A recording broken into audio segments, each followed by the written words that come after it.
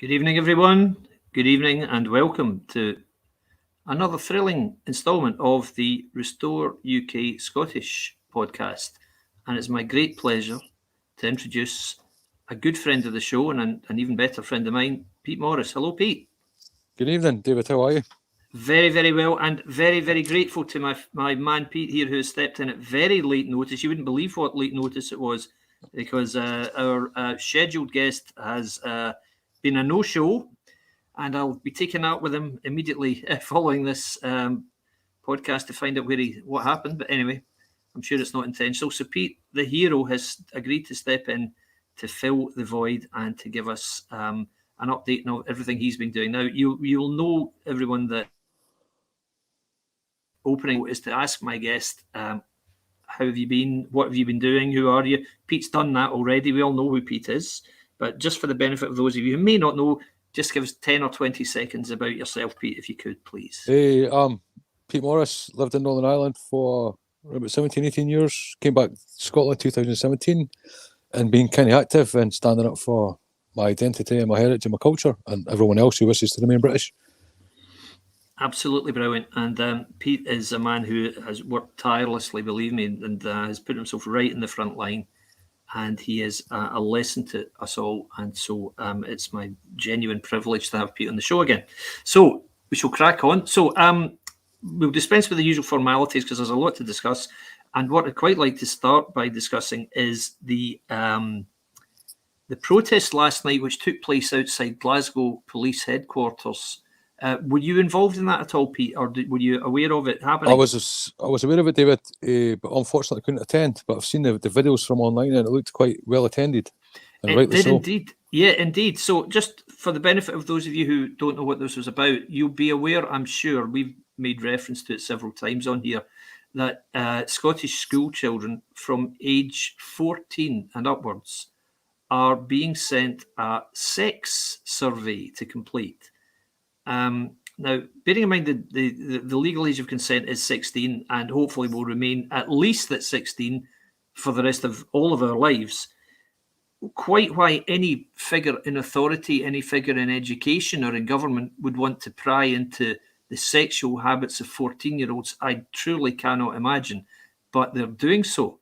The SNP government has seen fit to distribute and to send to every school in Scotland a survey which includes questions such as, have you indulged in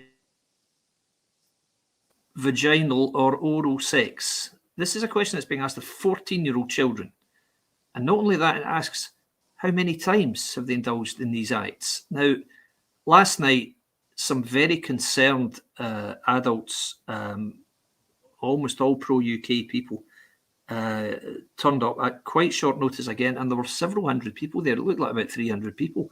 Certainly, it looked more better attended than any of the all under one banner ragtag and bobtail stragglers demonstrations in recent weeks. So it was clearly quite well attended, and they stood outside the police station in Stewart Street, I think, in the north of the city.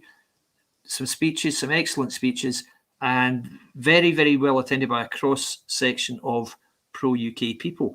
And the purpose of this is to put pressure on councils and on the SNP government to say, enough, stop sexualising our children. How dare you? Asking our children what sex activities they've participated in. None of your damn business is the answer. And that should be the answer everyone gives. And not only that, what's even more, if you like, disturbing about this survey is every child who is asked to complete this has to put on an individual identification number. I think it's an exam number or something like that, and a unique reference through which a child can. You've got adults asking children in their care, have they had sex, what sort of sex, and how often? What do you think those adults are going to do with that information? To me, that's just the utmost prurient, filth-mongering, absolute disgrace. I've never heard anything quite so distasteful and quite so shocking. I cannot believe that in Scotland, in 2022, we are asking children about the sex they've had.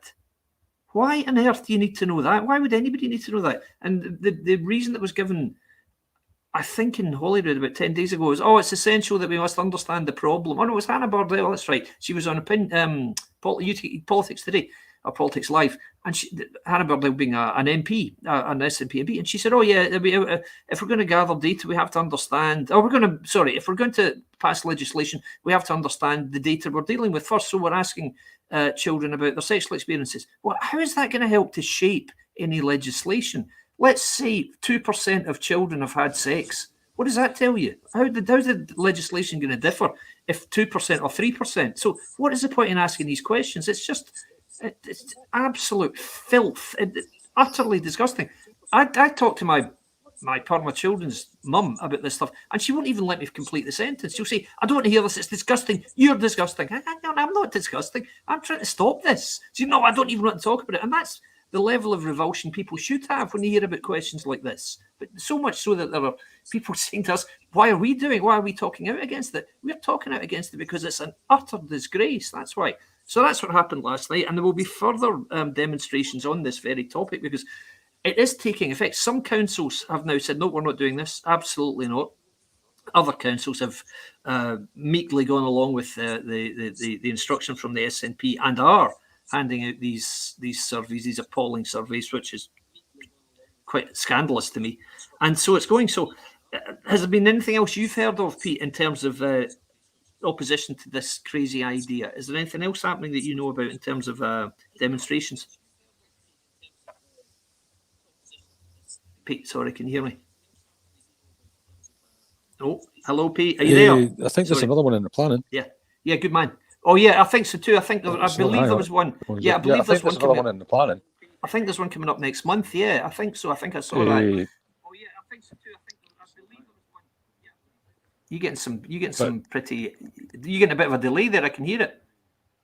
Hang on, I've probably heard my hearing thing, John. Hey, David. Okay, mate, no problem. You getting a bit of a delay there. I can hear it. Yeah. I think there's another one in the planning. Good. Yeah. Well, I mean, we definitely need to just keep taking this to the streets because these. Oh gosh, hang on, guys, bear with me, Pete. As you can probably tell, Pete's having a little bit of issue with his sound there, so I'll just talk to you myself for a moment. So the idea is to encourage councils, school teachers to see this for what it is, a gross intrusion, absolutely unforgivable intrusion on children's privacy.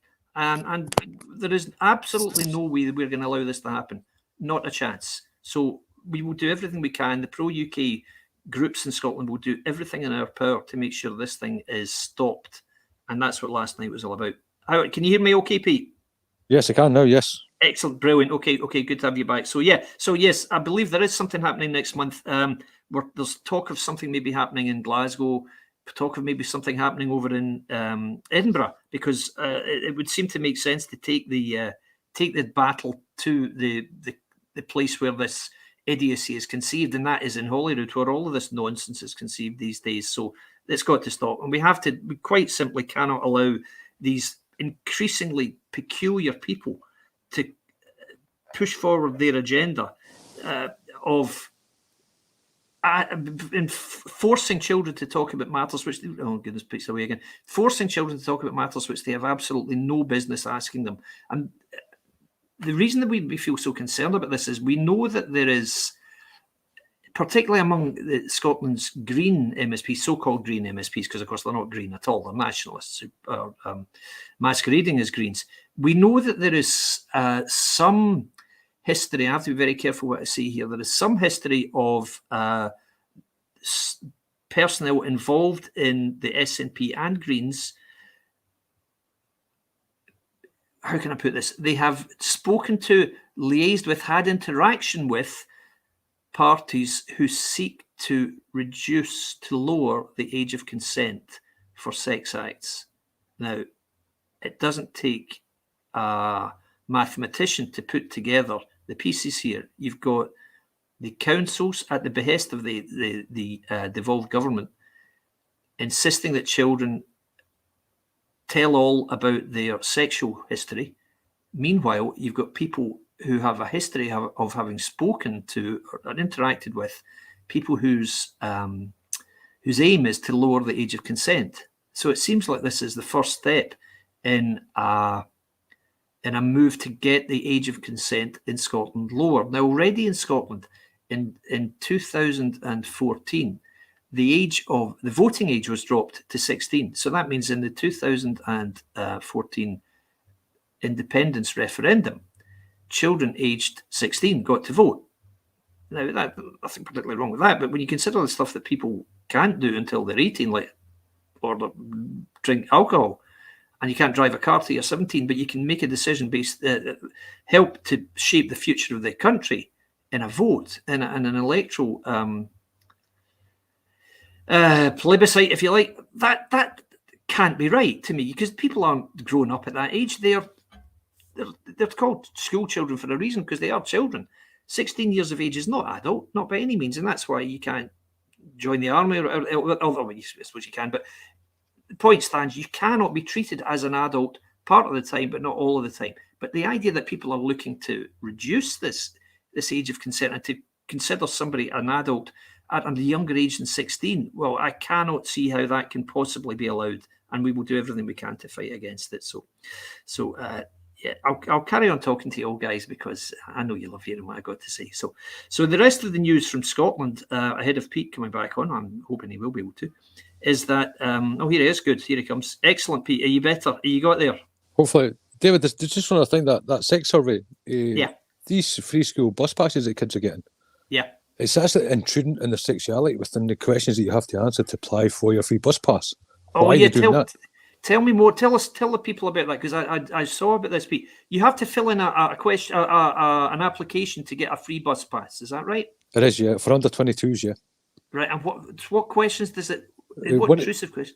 It's asking your sexuality within that question, and that's just to apply for a free bus pass. Now, they were asked about this in Holyrood, I think, by one of the opposition, and I think the answer that was given was they want to collect that data, because if less people who identify as bisexual apply for the bus pass, then they feel that those people are fearful of going out and about on public transport, which is not a justified reason to be asking that question. For God's sake. So to summarise that, viewers, if you're applying for a bus pass in Scotland, a bus pass, you have to give an indication of your sexuality. So are you heterosexual? Are you bisexual? Or are you, I don't know if they use the word homosexual. Do they use the word gay or lesbian? I don't know what they say. I don't know. I dread to think what they ask. But you have to do that to get a bus pass. Right, okay. I'm just surprised they're not going to say, before we give you your bus pass, do you indulge in anal sex? I mean, I wouldn't be surprised if they asked that next. I mean, this is just utterly ridiculous. It sounds like a bunch of perverts. And it reminds me of, I'm sure I said this in another podcast, when Bill Clinton was being impeached, or when he was subject to impeachment for lying to the American public about the extent of his relationship with Monica Lewinsky, the young intern with whom it emerged that he had had some sexual experiences. After that, the impeachment took place. There was the prosecutor, the lead prosecutor was a guy called Kenneth Starr, and he had gathered all this quite disgusting level of detail from this poor young girl who had been, pretty much used by the president in the Oval Office, in the White House, for sex acts. And at the end of Clinton was, I think he was found not guilty of lying to the American public, so he wasn't thrown out of office.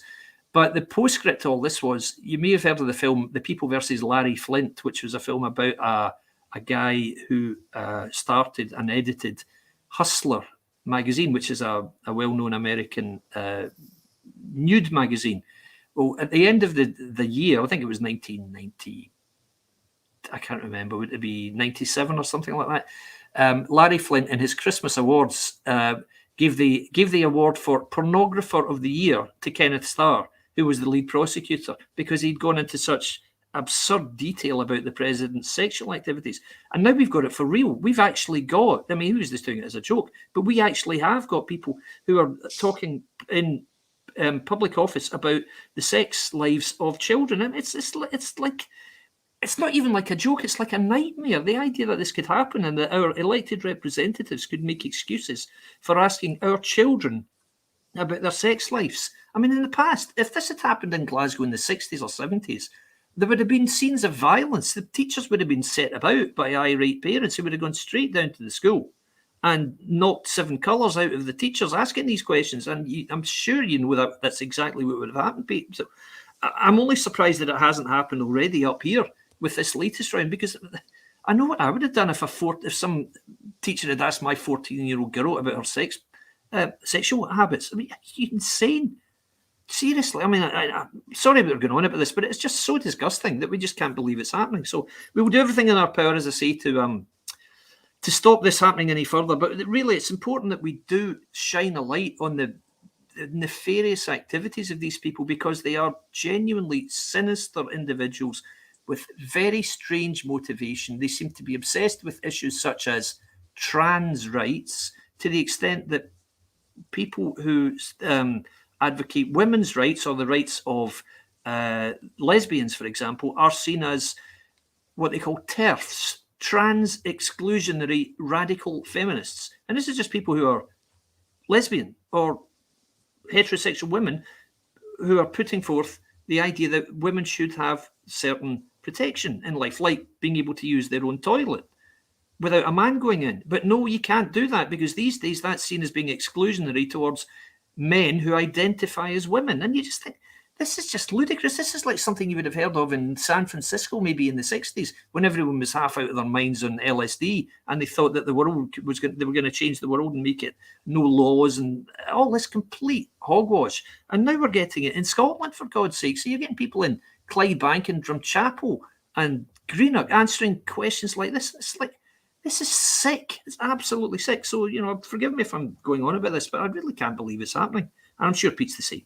So anyway, that's the start to the show tonight. So that was last night in outside the police station in Glasgow, and it appeared that the police were to some extent sympathetic, from what I heard, Pete, and that they certainly didn't move them along or anything, and they seemed to be quite understanding of the reason why the people were there. So that's encouraging, I guess. I know that's not exactly what you've encountered in some of the protests that you've made in the past. So, is there anything you want to share with the viewers who maybe don't know about some of the things that you've done? Anything at all you could tell them about some of the stuff that you've done, and what kind of reaction you've got from the constabulary or from the judiciary when you're doing it? Oh, David, can you hear me? Yeah, I hear you fine, Pete. Yeah. Don't worry, just talk on. Yeah, I hear you. Yep. I can hear you. Yeah.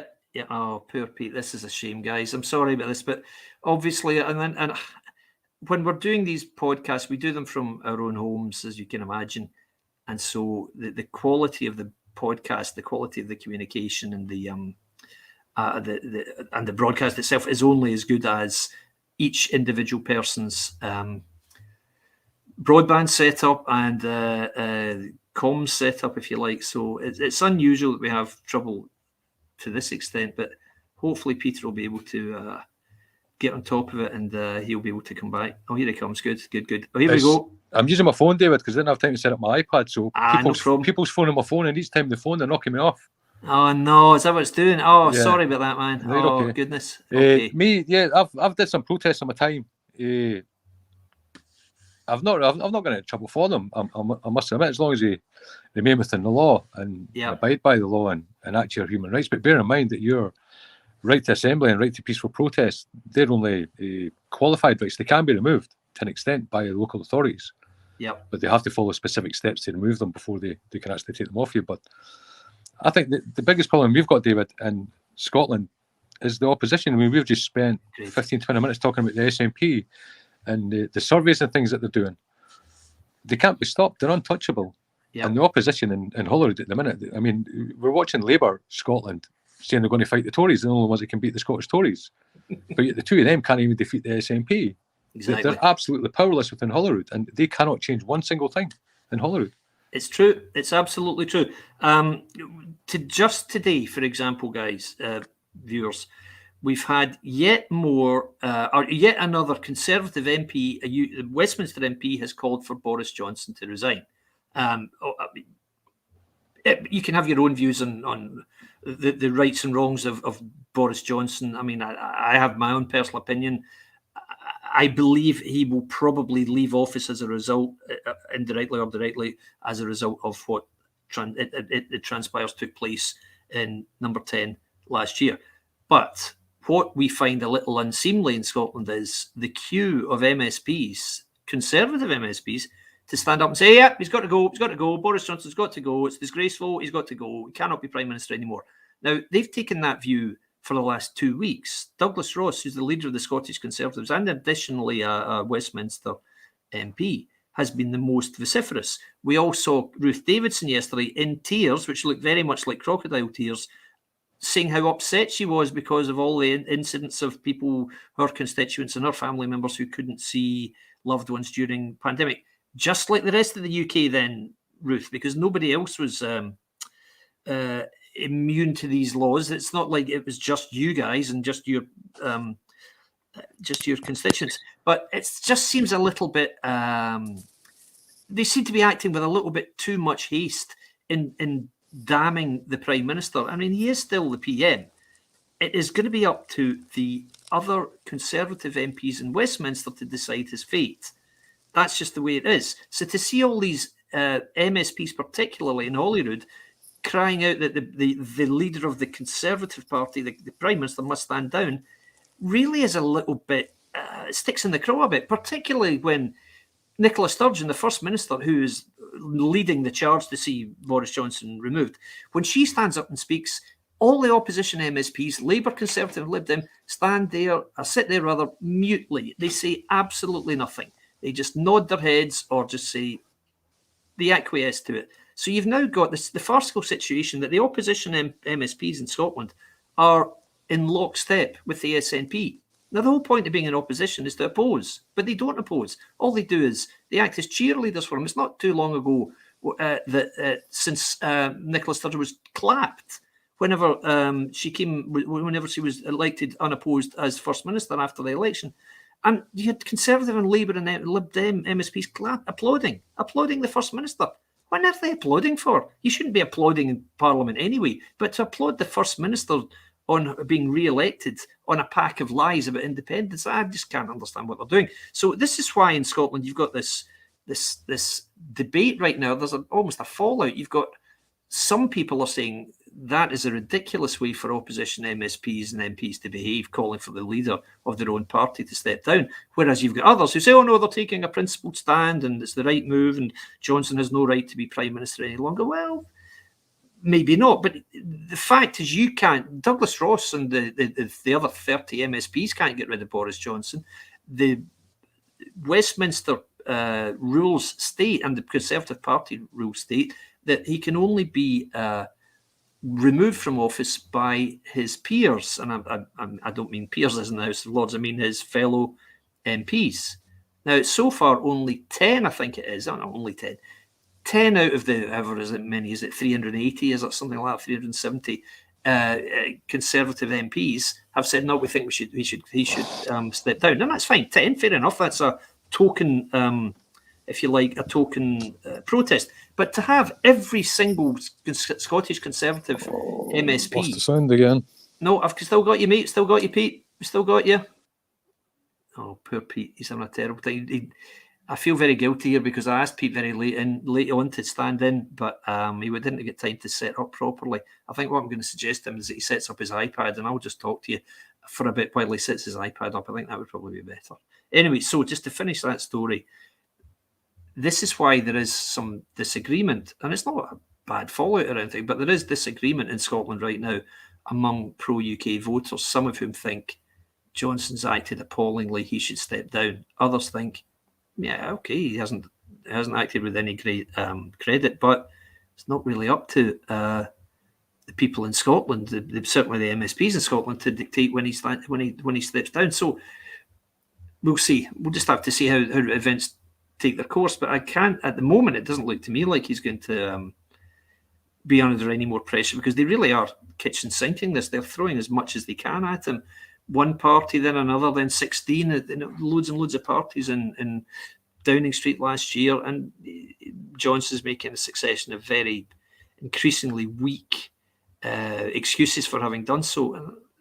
Understandable, but I don't see that's going to lead to a Prime Minister stepping down. But who knows? Maybe it will. Maybe Douglas Ross will be shown to have been a visionary in all of this, Pete, and maybe he'll be seen to be the one who saw the way it was going. I can't see it somehow. Somehow I doubt it. I would guess that. Go on, mate. I just think it's funny that Douglas Ross and the Scottish Tory MSPs are standing up saying Boris should resign. Yeah. I listened to Blackford yesterday in Westminster, and he stood up and he said that Boris Johnson misled the House. Yeah. And he's been investigated by the police, so he should resign. But in Scotland, and Murdo Fraser was on that committee into the harassment inquiry with Alex Salmond. Yes. And the committee found that Nicola Sturgeon had actually misled Parliament. Plus, her party is currently being investigated for fraud. So the two accusations that Boris Johnson's levelled at, that Ian Blackford's levelled at Boris Johnson. Yeah. His own leader is guilty of both of them at this present moment in time, but she's still in office. You're absolutely right. Exactly. This is the whole point. This is what the point that I think most pro-UK voters in Scotland are making right now. It's fine to think Boris Johnson should step down or should be ashamed of himself or whatever else, but that's not really what we elect MSPs in Holyrood to say. We're not interested in their personal opinion about the Prime Minister. I couldn't frankly care less what the Conservative MSPs who sneaked into Holyrood via the list think about the Prime Minister, who was elected with a whopping majority of 80 seats. Frankly, guys, nobody cares what you think. It might go down very well in focus groups or in local party discussions about how this might make them look in the council elections. It's clear that in Scotland, the Conservative Party in Scotland is trying to distance itself from the party in Westminster, particularly Johnson. And I don't think that's just because he had parties last year. I think it's more likely to be because they don't really approve of him, because he's a very dislikable figure to a lot of people. He is, he was the arch Brexiteer. He actually delivered Brexit in the end. And the feeling is that a lot of the people, such as Ruth Davidson, I will name one, really can't forgive him for that. Let's not forget, as soon as Boris Johnson was appointed Prime Minister, Ruth Davidson could not step down fast enough, could not get out of that job quick enough, because she didn't want to think that she was in any way, as a young, single-sex relationship, mother-to-be, very, very heavy Remainer, very arch Remainer. She didn't want to be associated in any way with a gentleman with Boris Johnson's profile. So Ruth Davidson walked away. Now, that's fine. She's subsequently, of course, taken a position in the House of Lords, which was put forth. The nomination was made by Boris Johnson. So I notice that she doesn't feel sufficiently moved to renounce her life peerage. So obviously her distaste at Boris Johnson, I guess, only extends to tears for the camera, but not actually following through with any act of personal sacrifice. So I think we're just having a little bit of difficulty seeing the truth of all of this newfound principle-driven approach to politics. Frankly, I don't believe a word of it, guys. And as Pete rightly points out, you want to complain or you want to make a protest against somebody who is not doing the job correctly, who's let themselves down, who's used appalling conduct. Try looking a little bit closer to home. Try looking across the chamber at Nicola Sturgeon and all of her fellow MSPs, because there's a lot more rich picking to be found on those particular bones than there is in Westminster. So yeah, and none of this is to defend Johnson. Anyway, somebody said this to me on Twitter today. Why are you defending Johnson? You and the majority are defending Johnson. We're not defending him at all. We're simply saying, is it wise for his own party's elected representatives in Scotland, in a devolved administration in Scotland, to call for his removal from office? None of your damn business, guys. No offence, but it's not. If Conservative UK Westminster MPs were talking in Westminster about Douglas Ross standing down, I'm sure the Scottish Conservatives would have plenty to say about that. So, it cuts both ways. So very disappointing indeed, really. But anyway, not for us to say about to sort out the Conservative Party's troubles. But Pete is absolutely right. The point he made is spot on.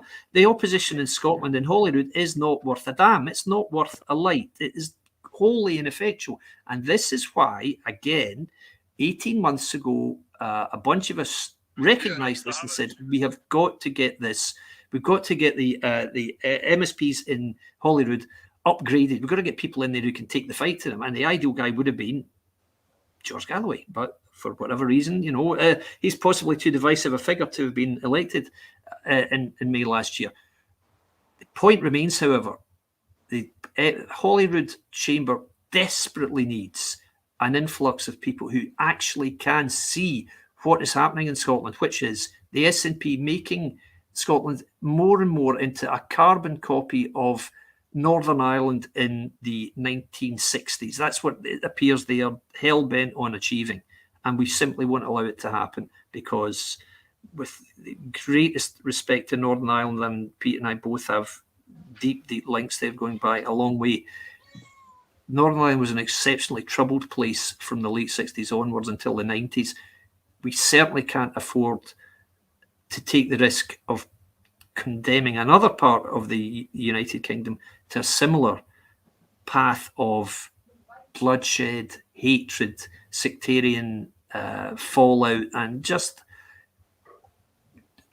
really disgraceful scenes, just atrocious scenes, literally atrocities. We can't have that in Scotland. We're not going to allow it. We will not allow it to happen. So this is why we do what we do. We do this voluntarily. We put ourselves forward. We put our heads above the parapet. We appear in public. We go to, I wouldn't say, we're not exactly running the risk of being attacked or anything, but although there have been times when I've thought, I'm maybe better be a wee bit careful. And some people have said this to me. I'm sure they've said it to you as well, Pete. Are you not concerned that you're becoming a target? No, can't say I am really. No. Something's going to kill me. I think what else came out this week, David, we talk about Northern Ireland, is James Dornan, the MSP. Yes. And he's putting this motion in for Holyrood to have a view on the Bloody Sunday events of all those years ago. But at the same time, there's a motion put in another MSP previously a few years back called Maurice, I think it was Maurice Corrie. Yep. The MSP, and he raised a motion for about the 3 Scottish soldiers who were obviously murdered in Northern Ireland, and whose families have got no support from the Scottish Government at all in the quest for justice. Now, that motion back then failed. It actually fell. The SNP didn't support that motion, but here we have an SNP MSP now, this present time, pushing a motion to go against the British Army or the parachute regiment for what happened in London on Bloody Sunday. Exactly, 50 years ago. Now, James Dornan, for those of you who may not have, who are lucky enough never to have encountered him, James Dornan is an MSP for Glasgow Cathcart. He is rabid nationalist. Someone who, yes, he's a rabid nationalist. I think that's a very fair description. He's the guy who was filmed in front of the banner for a proscribed IRA or dissident Irish Republican terror group in a pub. He was pictured standing in front of the banner for was it a bar or was it in a hall? Do you remember the photograph? I think it was in a hall of some sort. It was a hall. Yeah, it was the IRA female wing. The flag represented, I believe. That's right. Yeah. So that's his background. This is a guy who he accused Rangers players of having sung sectarian words to a tune after Rangers clinched the league title last year. And it was a clearly doctored video. You could tell it was a doctored video because it was tweeted by a user whose username was Wally Wanker. But that didn't give James Dornan, our elected representative for the part of Glasgow where I grew up, didn't give him the hint that maybe this was somebody who had made it up. And it was a clearly fake video, but he marched into battle saying, if this is true, the police should investigate these people. If it's proved not to be true, he said, later climbing down, then I'll apologise. It was later subsequently proved not to be true, but of course no apology was forthcoming. He also said we have sectarian buses. So he did, indeed, he did 2 years ago, and I think it was 2 years ago in Edinburgh. Something like that, yeah. Or was it last year? Yeah, it was a year ago or 2 years ago. It was around St Patrick's Day. They stopped specific buses because of antisocial behaviour in those areas. Right. And James Dornan said it's because St Patrick's Day. He said we're sectarian buses. This is not a joke, guys. In Paddy's Day, as you guys call it, I know. In Scotland, it hasn't traditionally been a huge night, but it's becoming more so worldwide. It's huge in America. It's big in England too. In Edinburgh, either last year or the year before, I forget which, on 17 March, Lothian buses took the decision to close down a lot of routes on the night of St Patrick's Day. And James Dornan, straight into battle, saying this is a sectarian decision made by this bus company. They're discriminating against Irish Catholics or Irish people. I think I can't even remember. He probably said Catholics, knowing him, because it's they've got no right doing this because it's a day of celebration. How dare they not run buses? And this was Lothian Buses, I think it was called, and they came out with a statement in response saying, we decided to close down our schedules early that day because there had been incidents on certain routes of buses being attacked with bricks and various other items thrown at the buses. That's why we closed it down. We also closed it down because it was a day when we were expecting a lot of, I don't know, whatever it was they were doing, they were expecting to be short-staffed. Perfectly reasonable. But no. James Dornan believed that the bus company was anti-Catholic or anti-Irish. They keep raising this as anti-Irish racism. That's what they keep pushing, this line that you've got anti-Irish racism. Well, if that's the case, can Irish people in Scotland be racist towards Scots then? Can you have anti-Scottish racism? I mean, if you're going to insist that we're all different races, because presumably this is the thing, the SNP separatists believe that Scotland is a different country. It's a foreign country from England, is presumably what they believe. But that means it's a foreign country from Ireland also then in that case, because it follows that if England is a different country from Scotland, Scotland has to be a different country from Ireland. So all this nonsense about anti-Irish racism, how can that be? How can it be that this is what we're seeing in Scotland? Like I make the point that you remember the Offensive Behaviour at Football Act, where they said, oh yeah, if you sing certain songs, it can be not only offensive, but it can be a hate crime. Well, I make the point, if you've got a Celtic supporter from Belfast who comes over from Belfast for a game, and he goes to a game and he is sworn at by a Rangers supporter from Glasgow. Or rather, sorry, I've got that wrong. If a Rangers supporter comes over from Belfast and swears at a Celtic supporter who lives in Glasgow and calls him, let's say, a Fenian, that can be termed anti-Irish racism. But in this instance, the Celtic fan is Scottish and the Rangers fan who's supposedly committing the anti-Irish racism is Irish. So how can he be anti-himself racism? It's utterly ludicrous. So this is just it's an attempt by the SNP and by other groups in Scotland to jump on the bandwagon of racism is huge. Racism is a big issue worldwide, as you can see. And the whole thing with, here's my nephew coming in to join me. Hello, Stuart. It's a big thing. It's massive in America particularly, but it's mainly in terms of colour. You saw yesterday, Whoopi Goldberg put her foot in it by saying that the slaughter, the atrocity wherein 6 million Jews were slaughtered, Jews and Gypsies were slaughtered in the Second World War, was an issue between two white nations. Two white nations.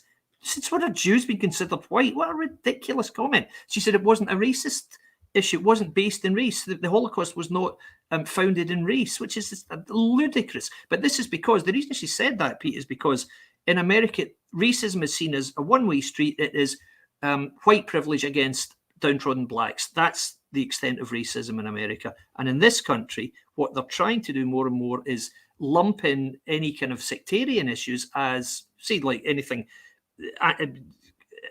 criticism or abuse of Irish Catholics in Scotland. They're trying to say it's racist when it is in fact nothing of the sort. There's no such thing as a separate race of Northern Irish. How is it? How can it be anti-Irish when exactly they themselves class everyone in Scotland as Scots? Absolutely. Even foreign nationals coming into Scotland. I mean, I often ask the question on Twitter: are these people losing their nationality when they arrive here at our ferry ports and their airports because they become new Scots then? So is the Irish dysphoria, is that the only part, is the only people in Scotland who's managed to keep their nationality? Everyone else loses their identity and they become these Scots thereafter as soon as they arrive here. Quite right. I've made a similar point. This is the thing. They always boast about the Irish diaspora and its ability to go and put down roots in other countries, including Scotland. But magically they keep their identity, do they? So much so that to criticise them is an act of racism. I'm really struggling with that, particularly when they see it. They believe Ireland to be all one country. They don't even accept the fact that Northern Ireland exists. They question its right to exist. And in fact, I've talked to people who've said, no, there's no such place as Northern Ireland, doesn't exist, it's a British, a unionist construct, and all this nonsense. Yeah, as I say, if you've got an Irishman, a Northern Irish chap who's a Rangers fan, who abuses a Celtic fan, who's a Scot, then he can be guilty. The Irishman can be guilty of anti-Irish racism. Well, that doesn't make any sense at all. It's impossible. It's inconceivable that could possibly be right. So this is the sort of nonsense we're having to listen to all the time up here. And this is why we stand and speak out against this, because you really are. You can't have a situation where someone's losing their identity to some extent, but has to hold on to it with all they can in order to make a point about being treated in a racist fashion the next day. It's just nonsense. Scots are Scots. Yeah, absolutely. I'll give you that. Fantastic.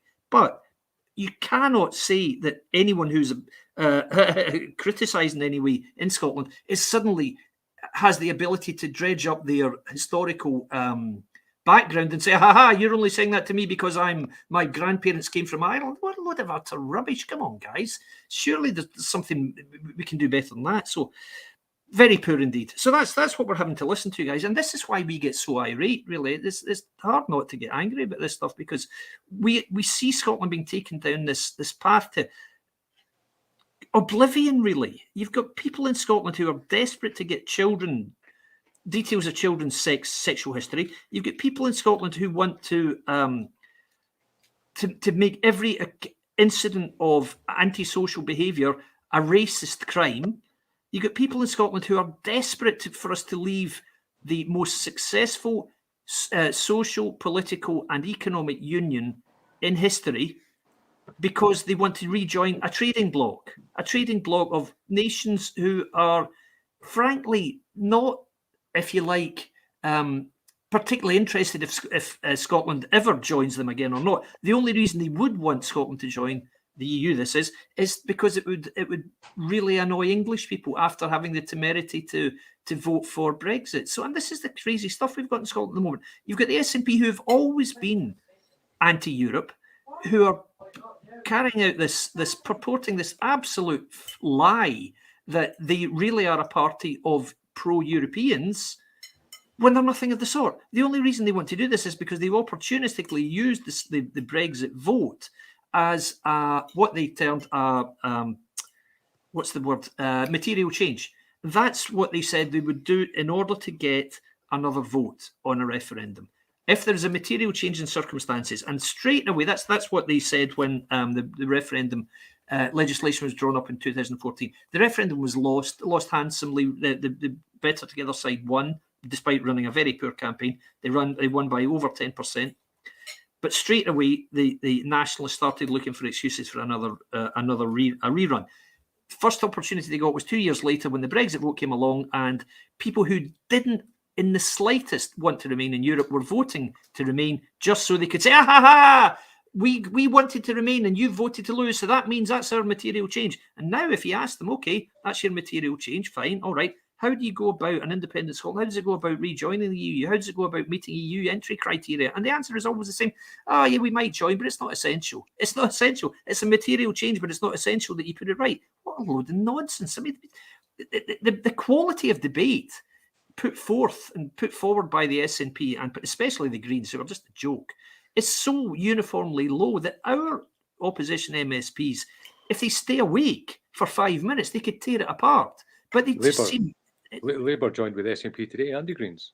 I heard that. They were debating the UK. There's a UK government bill going through for voter ID, which, as we all know, and the viewers at the moment will understand, we've already got that in Northern Ireland, and it works fine, it works perfect. Yep. And Labour sided with the SNP in Holloway today during the debate here, and said that we shouldn't have it. It's the Tories trying to rig an election. Well, surely to show ID to vote is showing that you can't rig an election. 100%. Because we have all these foreign, we have children, youngsters being allowed to vote now, of a certain age, and any foreign national who comes into Scotland is allowed to vote. That's right. Surely we should have a vote ID system in Scotland, because they're bringing all these people in, and they're giving them the vote because they need all new votes. Yeah, they'll never win independence on the current electoral register, so they have to get new votes in place, and that's why they're doing it with the children and with the foreign nationals coming in. Absolutely right. I mean, we've all heard stories about electoral abuse in terms of people turning up and voting numerous times, and it's important not to put this down to any particular demographic. I'm sure it's widespread amongst. There's certainly the capability. There's a propensity for the voting system to be abused. But Pete's point is absolutely right.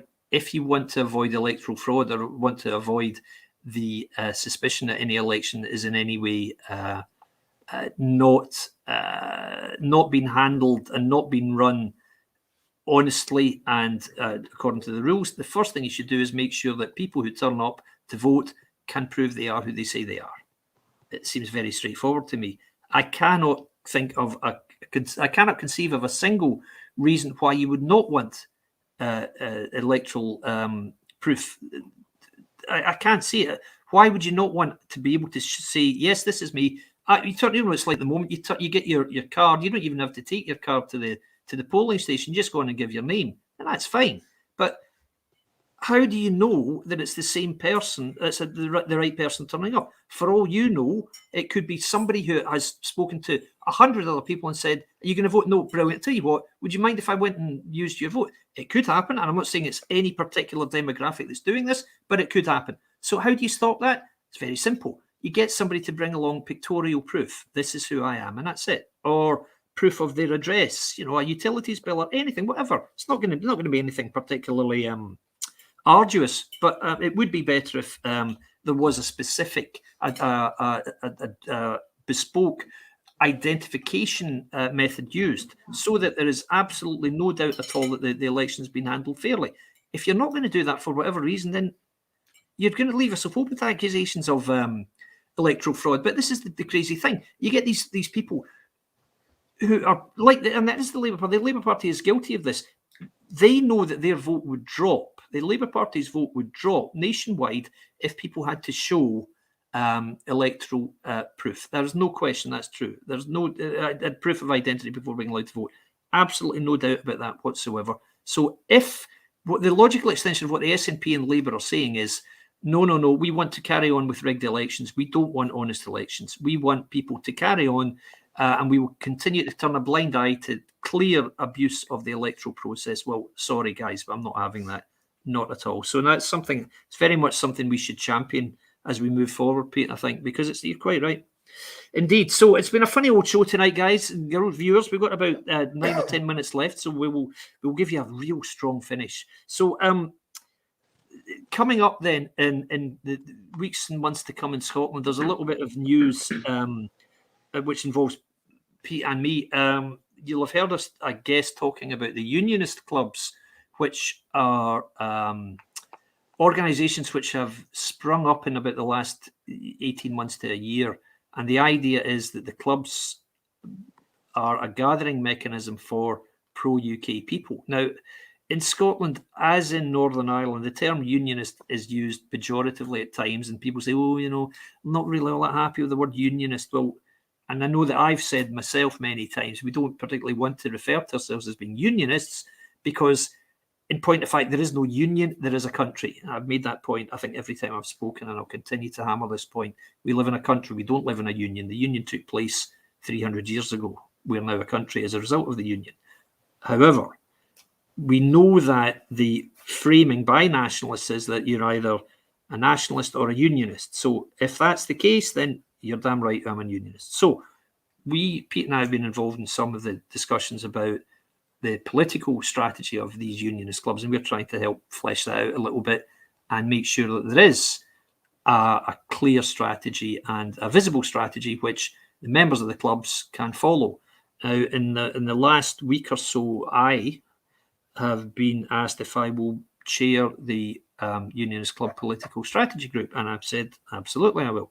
Now, there will be some subgroups within that, one of which Pete will head up, and I look forward very much to working more closely with Pete on various initiatives. But the idea of this is very simply to give a voice to the pro-UK majority all across Scotland, because it is a very clear majority. The only problem with it is it doesn't really have an outlet at the moment, doesn't have a platform, doesn't have a voice, doesn't really have it doesn't really have people it can vote for either, increasingly, because you've got Anas Sarwar, as Pete said today. puts out a tweet, Scottish Labour, yes, we are the party to fight the Tories. And you think, God, is it 1992? Have you forgotten? If you fight the Tories, then you're going to be the bald man who wins the comb. Now, what the hell use is that when you've got the SNP getting 50% of the vote? And, we talk about this and people say, oh, Annis is playing the long game and he's playing a strategy. He's going to hammer the SNP on the issue of the NHS and deaths in hospitals and stuff. Well, that's wonderful, great. But he's not going to achieve that by saying the Tories have got to go. That's not going to achieve anything at all. So these people have really got to wake up. And this is why we're doing what we're doing. We have got to be able to approach the pro-UK parties, the supposedly pro-UK parties in Scotland, because these days Labour doesn't look like a particularly pro-UK party at all in Scotland. They're so desperate to win back some of this soft nationalist anti-Tory vote in Scotland, that demographic, that they would say anything and do anything to win those people round. And if that means having another independence referendum, Anne Sarwar would not be able to sign up quick enough for it, I'll tell you. So what we have to do is to go to these people and say, if that's the tack you're going to continue to take, threatening to have, say, another independence referendum just to finish ahead of the Tories, then none of our members will vote for you. And I guarantee not one of them will. And I don't care how many of your councillors or MSPs lose their seats, we're not going to carry on electing you just to go and say, well, would it be such a bad idea to have a referendum? Yes, it would. So start acting like it, you fools, and stop trying to be all things to all men like the Labour Party has done for the last, I don't know how many years, certainly under Corbyn. You remember what it was like Brexit. Are you a party of remain or leave? Well, what we'll do is we'll go to the EU, we'll get a deal to leave, and then we'll come back and we'll tell everybody not to vote for it. Yeah, okay, guys, that sounds great. Yeah, I mean, it's ludicrous. So the Labour Party, no wonder nobody votes for them anymore. I mean, that's the joke. Conservative Party, well, we all know what they are. They're just so desperate to see their own MPs and MSPs returned that they lose all sense of reason. So even when it comes to the clearest possible indication that you've got to work together with other parties, they just didn't do it. And in last May's election, you remember the Tory party clarion call, both votes Tory, even though they knew that at least one of the votes was being wasted in so doing. So it's very difficult to have any faith in these people whatever right now. The only thing we can do, Pete and I and our fellow members, is to say to them, look, this is how it's going to be. You want our votes? You start representing our views, because without that, you're not getting our votes. Not now, not ever again. So it's up to you. And inevitably, a new party will come to the fore if this does happen. And I think that is more and more likely. What do you think, Pete? Yeah, I mean, you know what I would do, David? Lately, I've been tackling the opposition quite openly and telling them that everything the SNP is doing, they are complicit because they put us in this situation in the first place. Yep. The Labour and Tories fought each other in the election instead of standing united against the SNP. So they have to take the blame. They have to take the blame at their feet for the mess that we're in at the moment. They put us here. They absolutely did. They are culpable. It is down to them. They're the ones who said, no, don't vote for any other smaller parties. They're the ones who mobilised all their online trolls, all their journalist friends to say, no, whatever you do, don't vote for Galloway and his mob. Well, how does that idea look to you now, guys, now that you've got a bunch of mute MSP sitting in Holyrood, unable even to muster up the capability to ask a meaningful question? Yeah. Meanwhile, the SNP and the Greens are asking your children, how many times they've had anal sex. I hope you're proud of yourselves, guys. I really do. So that's the crazy situation we find ourselves in here in Scotland, but not for long, guys. We simply aren't going to allow this to carry on. So there will be lots of activity in the coming weeks and months. Pete will be back on. I was going to invite Pete back on next month. I will do so certainly now. And I owe him a big favour after he stepped in tonight. So please, guys, round of applause for Pete, because he's been an absolute hero tonight, and I really appreciate it, Pete. So so leave us with a thought or two for the viewers, Pete. Anything else that you'd like to say to us tonight? No, not really. I just think 2022 will be another year of protest and taking up to the next level and continuing the fight to remain British and remain part of the United Kingdom. Quite right. Because the fact is, this is not negotiable, people. This is not in any way. We're not going to say, okay, well, I'll tell you what, we'll let you have one more referendum. No, we won't. We've had a referendum. And the decision was very clear, could not have been clearer. 55.1 to 44.9%. That's what happened. we voted to remain in the UK. It just so happens that 2 years later, the UK voted to leave the European Union. As a result, Britain is now out of the EU. Which we would have been if they had got independence in 2014. Absolutely right, because this is the case. Had Scotland become independent, Scotland wasn't a member of the EU, a member state. The UK was a member of the EU. Scotland was trying to leave its position inside an EU member state. They were trying to leave the EU. They didn't leave the EU. 2 years later, magically, they think they're all Europhiles again. It's this ludicrous. It's just a pack of lies, as is every single thing the SNP puts forth. It's predicated on a pack of transparent lies which anyone can see through in 5 minutes. So this is why, regardless of the rights and wrongs of it, I simply could never back anything which is just built on such blatant untruths. So never. So there is no compromise from us. We are British, just exactly as I said in that speech in George Square about Northern Ireland. 100 years ago, Northern Ireland was created as part of the UK, and in 100 years' time, it will still be part of the UK, as will Scotland.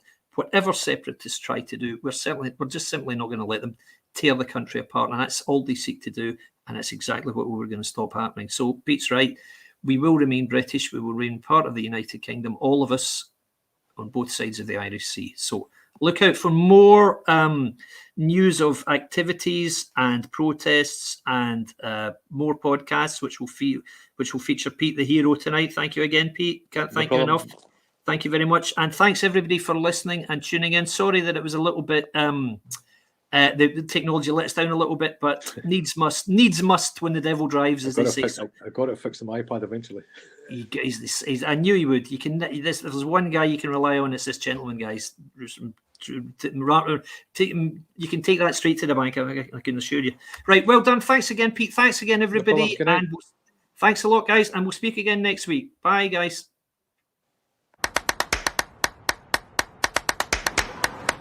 There are any number of issues in Scotland that need addressing. Health, education, drug deaths, the economy, but all of those are taking a back seat at this conference to one issue above all else, and that's an independence referendum. Scotland doesn't want a Boris Johnson government. It doesn't want to leave the European Union, and it wants to be able to determine its own future, whatever that future turns out to be. And this idea that the Tories can just say no and sort of imprison Scotland in a union against its will, I just don't think will hold. Independence is what the SNP is all about, and Nicola Sturgeon is expected to reinforce that massively at this conference. There will be no chance for people who are against the First Minister's policies to get a hearing.